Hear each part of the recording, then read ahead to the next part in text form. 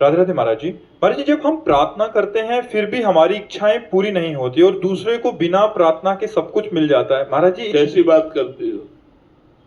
उसने पूर्व में कर्म किया है तब उसको वैभव मिल रहा है।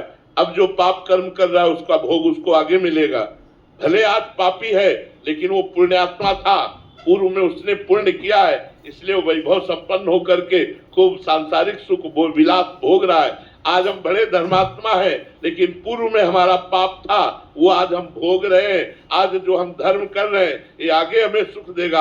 आज जो पाप कर रहा है आगे उसे दुख मिलेगा। यहाँ प्रार्थना हृदय से नहीं हम कर पाते। हृदय से अगर प्रार्थना करें तो तत्काल उत्तर हो जाए, तत्काल उत्तर। प्रार्थना हम वासनाओं की पूर्ति के लिए ना करें, प्रार्थना हम वासना की निवृत्ति के लिए करें। कितनी वासनाओं की पूर्ति चाहेंगे, क्या क्या चाहेंगे? एक बात से मानता है क्या?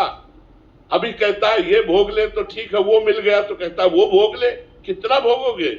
ये हम आपको बताएं, भगवान से प्रार्थना करो कि जेहि विधि प्रभु प्रसन्न मन होई, करुणा सागर कीजे सोई। प्रभु जिस तरह से आप हम पर प्रसन्न हो वैसे ही आप मुझे रखिए। यदि मुझे इस तरह रखने में आप राजी हैं तो मैं राजी हूं। बस कृपा करके आप मुझे सहन शक्ति दीजिए और अपना स्मरण दीजिए। भगवान का भजन होता रहे और दुख को सहता रहे, वो परम पद को प्राप्त हो जाता है। क्या भगवान से संसारिक नाशवान वस्तुएं मांगे, ये तो अपने आप आएंगी। माया को सब कोई भजे, माधव भजे न कोई। जो माधव को भजे तो माया चेरी होए।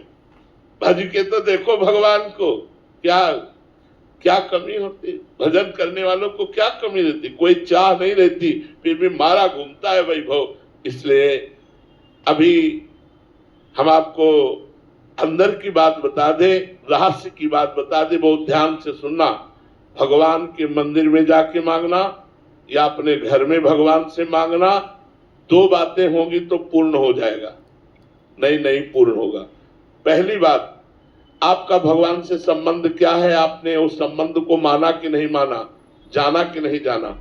अगर नहीं जाना तो नहीं पूर्ण होगी।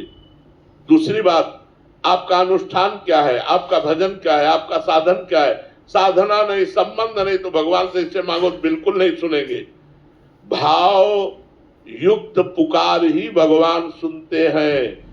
भाव बिन सुनी पुकारे मैं कभी सुनता नहीं। भाव पूरित टेर ही करती मुझे लाचार है। भाव का भूखा हूं मैं और भाव ही एक सार है। अगर भाव करे भगवान, तुम्हारे कर्जदार है भगवान, तुमने जो कर्म किया उसको भोग। अगर भगवान से संबंध है, मेरे प्रभु मित्र हैं, मेरे प्रभु स्वामी है, मेरे प्रीतम है, तो हम उनसे कह सकते हैं यार सुनो, बड़ी समस्या है, आपका ही दिया हुआ परिवार है, कुछ करो ना जुगाड़। तुम्हारे लिए तो कोई कमी है नहीं, अखिल कोटि ब्रह्मांडों के ईश्वर हो, यार हमारी बात बच जाएगी, तुम्हारा कुछ जाएगा नहीं, कृपा करो। ये प्यार से, हमारे दोस्त हैं तो हम दोस्त की तरह बात करते हैं, स्वामी है तो स्वामी की तरह बात करते हैं, पिता है तो पिता की तरह बात करते हैं, पुत्र है तो पुत्र की तरह बात करते हैं। देखो दुकान में घर वाले को पैसा देना नहीं होता, नहीं जरा चीनी दो, कितने ग्राम मतलब नहीं है, और वो चीनी दे दिया और चल दिया।